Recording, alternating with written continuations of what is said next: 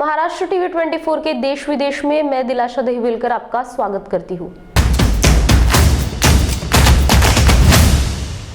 NCP chief Sharad Pawar ने बुधवार को पीएम मोदी की तारीफ करते हुए बताया कि कैसे यूपीए सरकार में अधिकतर मंत्री उनके खिलाफ थे और उस समय गुजरात सरकार के खिलाफ कठोर से कठोर कदम उठाने की हिमायत करते थे। एक कार्यक्रम के दौरान पवार ने यह भी स्पष्ट किया कि कैसे उन्होंने और तत्कालीन पीएम मनमोहन सिंह उस समय गुजरात के सीएम रहे नरेंद्र मोदी के खिलाफ किसी भी तरह से बदले की कार्रवाई का विरोध किया था। पवार ने यह भी कहा कि यूपीए सरकार में उनके अलावा ऐसा कोई नहीं था जो उस समय मोदी से बात कर सकता था, क्योंकि वह लगातार मनमोहन सरकार पर हमला बोलते रहे थे। बता दें कि 2004 से 2014 तक यूपीए सरकार में शरद पवार कृषि मंत्री थे। ओमिक्रॉन के बढ़ते संक्रमण के बीच एक सवाल ने दुनिया की चिंता बढ़ा दी है कि इस नए वेरिएंट के खिलाफ मौजूदा वैक्सीन काम करेगी या नहीं। पुणे स्थित Indian council of medical research national institute of virology के वैज्ञानिकों को इस दिशा में शुरुआती सफलता हाथ लगी है। उन्होंने पाषण स्थित हाई एंड बायोसेफ्टी लेबोरेटरी में कोरोना वायरस के ओमिक्रॉन स्ट्रेन में सफलतापूर्वक अलग कर दिया है।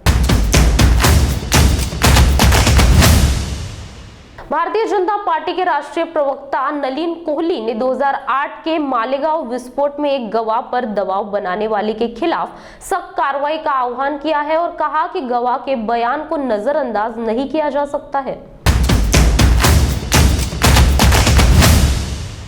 उत्तर प्रदेश विधानसभा चुनाव के लिए भाजपा के वरिष्ठ नेता और केंद्रीय गृह मंत्री अमित शाह ने अपने पुराने अंदाज में संगठित फीडबैक और टिकट बंटवारे को लेकर पार्टी के मंथन की कमान संभाली है। अमित शाह ने दिन में रैलियां करने और रात में सभाएं करने की अपनी पुरानी राजनीति पर काम शुरू कर दिया है। वह रात्रि विश्राम करेंगे और बैठक करेंगे, जैसे कि उन्होंने काशी, अवध और रोहलीखंड क्षेत्रों में किया है। पूर्वोत्तर और गोवा के बाद दक्षिण भारत में पैर जमाने की तृणमूल कांग्रेस की कोशिशों से कांग्रेस चौकन्नी है। पार्टी को डर है कि अन्य प्रदेशों की तरह दक्षिणी राज्यों में टीएमसी कांग्रेस के नेता को अपने पाले में करने की कोशिश कर सकती है, इसलिए पार्टी खासी सतर्क है। वक्त हो चला एक छोटे से ब्रेक का।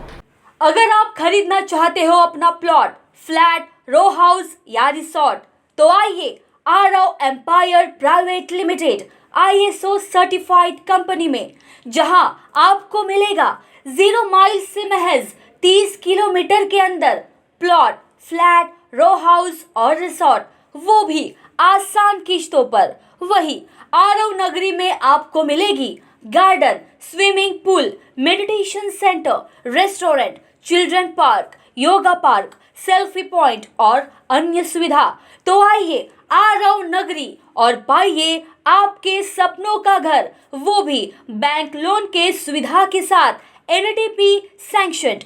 हमारा पता plot number 78 Om Sai apartment, Vidya Vihar, Pratap Nagar, ring road, Nagpur.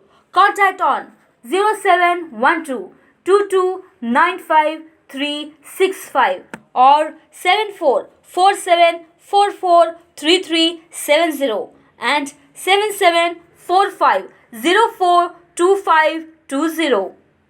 बढ़ते पेट्रोल के दामों ने अगर बढ़ाई है आपकी चिंता, तो इलेक्ट्रॉनिक बाइक आपके चेहरे पर लाएगी खुशी, क्योंकि अब सिर्फ 13 पैसों में इलेक्ट्रिक बाइक चलेगी पूरा 1 किलोमीटर और बचाएंगे आपके हजारों रुपए। तो देर किस बात की, आइए सचिन ई बाइक और ले जाए आपके पसंद की ई बाइक।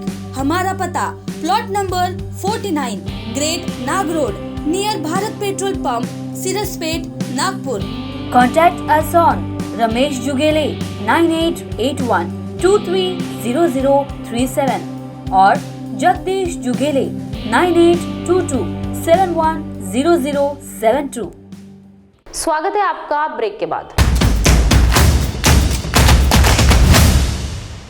कांग्रेस ने नेता राहुल गांधी पार्टी के 137वें स्थापना दिवस समारोह के अगले दिन संक्षिप्त विदेश यात्रा पर रवाना हो गए हैं।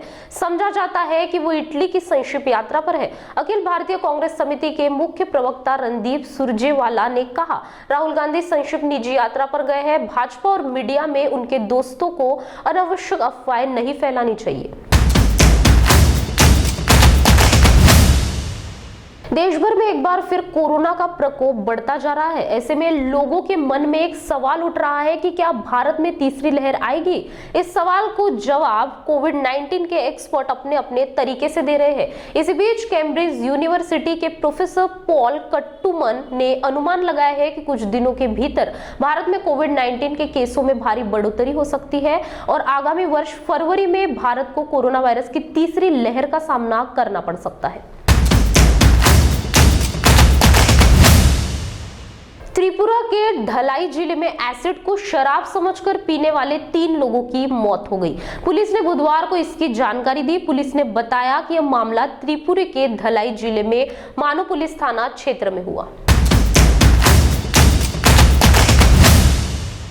श्रीलंका के सेंट्रल बैंक के गवर्नर अजित निवार्ड के ब्रॉल ने बताया कि श्रीलंका ने आर्थिक संकट से निपटने के लिए जरूरी इंपोर्ट के लिए $1 अरब की क्रेडिट लाइन और भारत से पेट्रोलियम इंपोर्ट के लिए $50 करोड़ की क्रेडिट लाइन मांगी है। के ब्रॉल ने एक विशेष साक्षात्कार में ईटी को यह जानकारी दी।